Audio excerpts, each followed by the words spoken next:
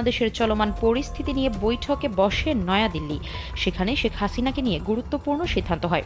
সম্প্রতি ভারত সরকার বাংলাদেশ আওয়ামী লীগ সভানেত্রী শেখ হাসিনার সাথে দলটির কয়েকজন নেতার সাক্ষাতের অনুমতি দিয়েছে। ফলে শেখ হাসিনা দেশ ছাড়ার 1 বছরের মাথায় প্রথমবারের মতো দলটির কয়েকজন শীর্ষ নেতার সঙ্গে মুখোমুখি বৈঠক করতে যাচ্ছেন। প্রফেসর ইউনূস তিনি বুঝে ফেলেছেন যে তার সময় কিন্তু শেষ।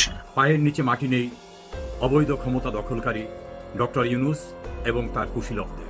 বাংলাদেশের যা বর্তমান পরিস্থিতি তাতে যে কোনো দিন শেখ হাসিনা বাংলাদেশে ফিরতে পারেন এবং মোহাম্মদ ইউনূসের পতনই শুধু সময়ের অপেক্ষা বলছেন বিশেষজ্ঞরা। আমি দেখতে পাচ্ছি শেখ হাসিনার জন্য আবার ফুটবল দিন আসতেছে। আমি তো দেখতে পাচ্ছি যে শেখ হাসিনা আবার আস্তে আস্তে বাংলাদেশের ভিতরে চলে আসে। আমার না হেলিকপ্টার পাঠিয়ে দিয়ে আমরা নিয়ে আসি, বুঝছেন না? আমি লাস্ট থেকে দেখতে পাচ্ছি হাসিনা অনেকগুলো ব্যাক এন্ডে ইতিমধ্যে বৈঠক হয়েছে। আসসালামু আলাইকুম দর্শক, এইমাত্র পাওয়া গরম খবর। আপনারা ইতিমধ্যে ভিডিও শিরোনাম দেখে বুঝতে পেরেছেন আজকের এই ভিডিওটি কি বিষয় হতে চলেছে, তাই ভিডিওটি কেউ স্কিপ করবেন না। তো দর্শক চলুন বিস্তারিত দেখে আসি। গত বছরের 5ই আগস্ট থেকে ভারতের দিল্লিতে আছেন বাংলাদেশের সাবেক প্রধানমন্ত্রী শেখ হাসিনা। নিরাপত্তার স্বার্থে ভারত সরকার তার অবস্থান সম্পর্কে কোনো তথ্য প্রকাশ করেনি, এমনকি তার সাথে পরিবারের 2-1 সদস্য ছাড়া অন্য কারো সাক্ষাৎ করতে দেয়নি। কিন্তু সম্প্রতি ভারত সরকার বাংলাদেশ আওয়ামী লীগ সভানেত্রী শেখ হাসিনার সাথে দলটির কয়েকজন নেতার সাক্ষাতের অনুমতি দিয়েছে। ফলে শেখ হাসিনা দেশ ছাড়ার 1 বছরের মাথায় প্রথমবারের মতো দলটির কয়েকজন শীর্ষ নেতার সঙ্গে মুখোমুখি বৈঠক করতে যাচ্ছেন। 26শে জুলাই দিল্লিতে শেখ হাসিনার বাংলোতে এই বৈঠক হতে পারে বলে ভারতের একাধিক সূত্র নিশ্চিত করেছে। ধারণা করা হচ্ছে জুলাই হত্যাকাণ্ডের সাথে জড়িত থাকার অভিযোগে এবং দায়েরকৃত মামলাগুলো মোকাবেলা এবং সাম্প্রতিক গোপালগঞ্জে সংঘটিত হত্যাকাণ্ড ও মানবাধিকার লঙ্ঘনের বিষয়টি আন্তর্জাতিক পরিমণ্ডলে প্রচার এবং দলের ভবিষ্যৎ কর্মপরিকল্পনা সম্পর্কে এই বৈঠকে আলোচনা হতে পারে। বিস্তারিত জানতে চলুন যাওয়া যাক বিশ্লেষণ।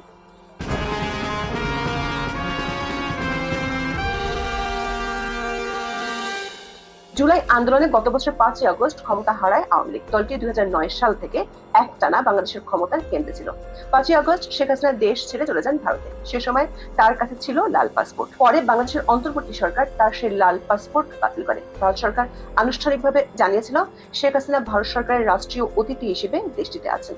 বাংলাদেশের পররাষ্ট্র মন্ত্রণালয় থেকে শেখ হাসিনাকে ফেরত চেয়ে নোট ভারবানো পাঠানো হয়েছিল, কিন্তু ভারত সরকার তার কোনো উত্তর দেয়নি। এর মধ্যে শেখ হাসিনা দিল্লি থেকে সামাজিক মাধ্যমে প্রায় বক্তব্য দেন, বিশেষ করে দলীয় নেতা কর্মীদের উদ্দেশ্যে বক্তব্য দিয়ে থাকেন। তেমন একটা বক্তব্যকে ঘিরে বাংলাদেশের আন্তর্জাতিক অপরাধ ট্রাইব্যুনালে আদালত অবমাননার মামলা দায়ের হয়েছিল। মামলাটিতে আদালত শেখ হাসিনাকে 6 মাসের কারাদণ্ড দিয়েছেন। শেখ হাসিনা এমন বক্তব্য দেওয়ার বিষয়টি নিয়ে বাংলাদেশের অন্তর্বর্তী সরকারের প্রধান উপদেষ্টা অধ্যাপক মোহাম্মদ ইউনূস ভারতের প্রধানমন্ত্রী নরেন্দ্র মোদীর সাথে সাক্ষাতে তুলে ধরেছিলেন, কিন্তু ভারত সরকারের পক্ষ থেকে সামাজিক মাধ্যম ব্যবহারের স্বাধীনতায় দেশটি হস্তক্ষেপ করা সম্ভব নয় বলে জানানো হয়েছিল। এর মধ্যে বাংলাদেশের অন্তর্বর্তী সরকার বহুবার করবে না করবে বললেও শেষ পর্যন্ত আওয়ামী লীগের কার্যক্রম নিষিদ্ধ করেছে। অভিযোগ আছে সরকার সমর্থক কিংস পার্টির নেতাদের খুশি করতে দেশি বিদেশি বিরোধিতা সত্ত্বেও ডক্টর ইউনূস প্রশাসন আওয়ামী লীগের কার্যক্রমে নিষেধাজ্ঞা আরোপ করে। শেখ হাসিনা দিল্লিতে থাকলেও ভারত ও আন্তর্জাতিক গণমাধ্যমগুলোর খবরে বলা হয়েছে তিনি বেশ কড়া নিরাপত্তার মধ্যে আছেন। এমনকি তার নিরাপত্তার স্বার্থে ভারত সরকার তার অবস্থান সম্পর্কে সুনির্দিষ্ট কোনো তথ্য প্রকাশ করেনি। এমনকি তার সাথে কারো দেখার সাক্ষাতেও ছিল কড়াকড়ি। শেখ হাসিনা দেশ ছাড়ার সময় তার সঙ্গী ছিলেন ছোট বোন শেখ রেহানা। আবার বিশ্ব স্বাস্থ্য সংস্থার আঞ্চলিক প্রধান হওয়ার সুবাদে শেখ হাসিনার মেয়ে সাইমা ওয়াজেদ পুতুল আগে থেকেই দিল্লিতে ছিলেন। সূত্রগুলো বলছে গত ঈদুল আজহার সময় দিল্লিতে যান শেখ হাসিনার মার্কিন প্রবাসী পুত্র সজীব ওয়াজেদ জয়। তিনি সেখানে 7 দিনের মতো তার মায়ের সাথে কাটিয়েছিলেন। সজীব ওয়াজেদ জয় এর আগে বাংলাদেশি পাসপোর্ট ব্যবহার করতেন, কিন্তু বাংলাদেশের অন্তর্বর্তী সরকার তার পাসপোর্ট বাতিল করায় তিনি সম্প্রতি যুক্তরাষ্ট্রের নাগরিকত্ব নেন। মার্কিন পাসপোর্ট নিয়ে তিনি দিল্লিতে মায়ের সাথে দেখা করতে গিয়েছিলেন। দিল্লির পররাষ্ট্র মন্ত্রণালয়ের একটি সূত্র জানিয়েছে বাংলাদেশের সাবেক প্রধানমন্ত্রী শেখ হাসিনা নিরাপত্তার কথা বিবেচনায় রেখে তার অবস্থান নিয়ে চূড়ান্ত সতর্কতা অবলম্বন করে আসছে ভারতের স্বরাষ্ট্র মন্ত্রণালয়। শুধু নিরাপত্তাই নয়, একজন অতিথি রাষ্ট্রপ্রধানকে যে ধরনের সুযোগ সুবিধা ও মর্যাদা দেওয়া হয়ে থাকে বাংলাদেশের সাবেক প্রধানমন্ত্রীর জন্য তাই বরাদ্দ হয়। নিয়মিত তার স্বাস্থ্য পরীক্ষা করা হয়। প্রধানমন্ত্রী থাকাকালে তার চোখের চিকিৎসা হয়েছিল যুক্তরাজ্যে, আর কানের চিকিৎসা হয়েছিল যুক্তরাষ্ট্রে। ভারত সরকারের পক্ষ থেকে পুরাতন চিকিৎসকদের সাথেও যোগাযোগ করা হয়েছে, কিন্তু গত 1 বছরে নিজ পরিবারের সদস্যরা ছাড়া অন্য কাউকে দেখা করার অনুমতি দেয়নি ভারত সরকার। তবে সম্প্রতি ভারত সরকারের পক্ষ থেকে এ বিষয়ে সবুজ সংকেত মিলেছে। সম্প্রতি তার সাথে তার বেশ কয়েকজন ঘনিষ্ঠ আত্মীয় দেখা করেছেন। এদের মধ্যে শেখ হেলাল উদ্দিন ও শেখ ফজলুল করিম সেলিম এবং হাসনাত আব্দুল্লাহ আছেন বলে নিশ্চিত হওয়া গেছে।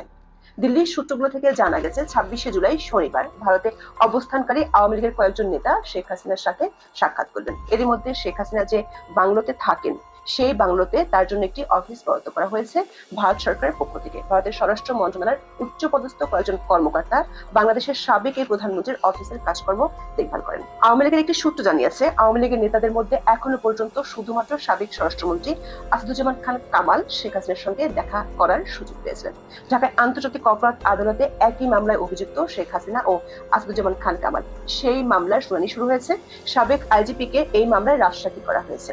জানা গেছে এই মামলা নিয়ে আলোচনার জন্য সাবেক স্বরাষ্ট্রমন্ত্রীকে দেখা করার অনুমতি দেওয়া হয়। কাউকে খুশি করতে পারছেন না তো, ওনাদের উপরে হ্যাপি কে এনসিপি ছাড়া? দেখেন তো কে হ্যাপি? যে হ্যাপি তার পেছনে আবার বিশাল সৈন্যবাহিনী সবসময় নিয়ে রাখতে হয় তাদের নিরাপত্তার জন্য। কেন বলেন? এনসিপি এত বড় দল, তার জন্য নিরাপত্তা দরকার হয় কেন? তার জন্য জনগণই নিরাপত্তা হতে পারে না। তারা ডরায় তাদেরকে আওয়ামী লীগ পিটাবে, ছাত্রলীগ পিটাবে, এটাতে ভয় পায়। এই জন্য তো দিচ্ছে নিরাপত্তাটা। যাদেরকে তারা ভয় পাচ্ছে তাদেরকে তো পুলিশ দৌড়াচ্ছে সারাদিন, কারণ মিটিং এর সময় না, সব সময়ের জন্যই তাদেরকে দৌড়ায়। তো তারা তাদের জন্য ভীতিকর হয়ে গেছে। আর তারা একটা মিটিং করতে পারে না, সঙ্গে পুলিশের বহল লাগে। আজকে দেখলাম রাঙামাটি একটা ভিডিও দেখলাম, উপরে থেকে উঠাইছে, এনসিপি মিটিং যাচ্ছে, 15-20 জন লোক যাচ্ছে, পেছনে বিশাল বহর। এই যে বহরগুলি যাচ্ছে, এদের পেছনে একটা খরচ আছে না, এদের বেতন আছে না? এদেরকে আমরা বেতন দিই এদেরকে পারার জন্য, এদেরকে নিরাপত্তা দেওয়ার জন্য। কারণ ওরা ছাড়া আর কেউ খুশি নেই গভর্নমেন্টের উপর। This is reality. এই গভর্নমেন্টকে বিএনপি খুশি? বিএনপিকে জিজ্ঞাসা করেন তো বিএনপি খুশি কিনা? পুরো পলিটিক্যাল পার্টি প্রতিদিন সকালবেলা পলিটিক্যাল পার্টির নেতারা একটা ঘরের মধ্যে ঢুকতেছে, ঢুকে নিয়ে চা বিস্কুট খায় আর কি গালাপ সালাপ করে বেরিয়ে আসে। আমি অর্ধেক খুশি, কেউ কেউ আংশিক খুশি, কেউ কেউ একদমই খুশি না, এগুলি বলে তারা সংস্কার করতেছে। এগুলো আলটিমেটলি আন্দোলনে উত্তাল বাংলাদেশ। পায়ের নিচে মাটি নেই অবৈধ ক্ষমতা দখলকারী ডক্টর ইউনূস এবং তার কুশীলবদের। অবস্থা বুঝতে পেরে দ্রুত গতিতে বিএনপি সহ বিভিন্ন রাজনৈতিক দলকে ডাকছেন, আসেন ঐক্য করি। গোমর ফাঁস করে দিয়েছেন মির্জা ফখরুল ইসলাম আলমগীর। তিনি অকপটেই স্বীকার করেছেন, যখনই সরকার পায়ের নিচে মাটি থাকে না তখনই ঐক্যের নামে আমাদেরকে ডাকে। কমিউনিস্ট পার্টির সাধারণ সম্পাদক রুহিন হোসেন প্রিন্স, এলডিপির সভাপতি শাহাদাত হোসেন সেলিম সহ অনেকেই মুখ খুলেছেন। আর বুঝতে কারো আর বাকি নেই যে এই সরকারের বিরুদ্ধে উত্তাল হয়ে উঠেছে বাংলাদেশ। আগ্নেয়গিরির অগ্নি উদ্গীরণ শুরু হয়ে গেছে। আমাকে অনেকেই প্রশ্ন করেছেন, ওই ভদ্রমহিলা কোথায় যিনি খুব চিৎকার করে বলেছিলেন আসমান কাঁপে আপনাদের বুক কাঁপে না? জুলাই অগস্টের ঘটনাকে ঘিরে তিনি এভাবে সম্ভবত ক্ষমতাসীনদের দিকে অঙ্গুলে হেলন করেছিলেন। তিনি এখন কোথায়? সে সময় যারা মানবাধিকারের কথা বলতেন, এই মানবাধিকারের ফেরিওয়ালারা এখন কোথায়? যারা বিভিন্ন স্টেটমেন্ট দিতেন তারা এখন কোথায়? কোথায় সে শিক্ষক, রাজনীতিক, বুদ্ধিজীবী, সুশীল, তারা কোথায়? তারা কি ঘুমিয়ে পড়েছেন, নাকি তাদের মুখে কুলুপ কেটে দেওয়া হয়েছে? সে প্রশ্নই এখন অনেকের কাছে। মাইলস্টোন স্কুল এবং কলেজের কোমলমতি বাচ্চাদের যে নির্মমতার শিকার হতে হয়েছে, সেখানে গিয়ে উদ্ধার কার্যে সাহায্য না করে উপদেষ্টারা সেখানে সমবিহারে গিয়ে তাদের সঙ্গে লোকজন নিয়ে এমন পরিস্থিতি সৃষ্টি করেছেন যে শিক্ষার্থীরা বলছে যে ওনাদের কাজে আমরা উদ্ধার কাজে কাজ করতে পারিনি ওনাদের কারণে, ফলে আমাদের অনেক শিক্ষার্থী মারা গেছে শুধু উদ্ধার কার্যক্রম প্রপারলি করতে না পারায়। এবং সে ঘটনা ঘটিয়েছেন রাজনৈতিক দলের নেতারা এবং এই ইউনূস সরকারের উপদেষ্টারা সেখানে গিয়ে দল বেঁধে হই হুল্লোড় করে ছাত্রছাত্রী সহ উদ্ধারকারীদের কাজ বন্ধ রেখেছেন। এমনকি যাদের বাচ্চারা আটকে পড়েছে, পুড়ে গেছে বা পুড়ছে, তখনও সেই সব গার্ডিয়ানদের আসতে দেওয়া হচ্ছে না। দাঁত কেলিয়ে হাসা, শো দেখানো উপদেষ্টা এবং ভণ্ড রাজনৈতিক ব্যক্তিরা সেখানে গিয়ে হাজির হয়েছেন। সেই নির্মমতার শিকার যারা, তারা রাতে কিভাবে লাশ সেখান থেকে নিয়ে আসা হয়েছে, এই ঘটনা যারা প্রত্যক্ষদর্শী, সেই স্টুডেন্টদের, মেয়েদের হোস্টেলে আটকে রাখা হয়েছে, বাইরে তালা দিয়ে রাখা হয়েছে, যাতে বাইরে এসে তারা কোনো মাধ্যমে যেন প্রকাশ করতে না পারে যে কিভাবে এখান থেকে রাতে অ্যাম্বুলেন্সে বা অন্যান্য যানবাহনে লাশ নিয়ে যাওয়া হয়েছে, কারণ লাশ গোপনের গুরুতর অভিযোগ উঠেছে। গণ আন্দোলনের মুখে পদত্যাগ করে দেশ ছাড়েন প্রধানমন্ত্রী শেখ হাসিনা ও তার বোন শেখ রেহানা। বর্তমানে তারা ভারতে গোপন আশ্রয়ে রয়েছেন। প্রধানমন্ত্রী হিসেবে পদত্যাগের পর বাংলাদেশের চলমান পরিস্থিতি নিয়ে বৈঠকে বসে নয়াদিল্লি। সেখানে শেখ হাসিনাকে নিয়ে গুরুত্বপূর্ণ সিদ্ধান্ত হয়। জানা গেছে মঙ্গলবার সর্বদলীয় বৈঠক আহ্বান করে ভারতের কেন্দ্রীয় সরকার। সেদেশের সংবাদ মাধ্যম আনন্দবাজারের এক প্রতিবেদনে এ তথ্য জানানো হয়েছে। ভারতীয় পররাষ্ট্রমন্ত্রী এস জয়শঙ্কর জানান, শেখ হাসিনা এখন দিল্লিতে রয়েছেন, তাকে আপাতত কিছুদিন সময় দিয়েছে ভারত।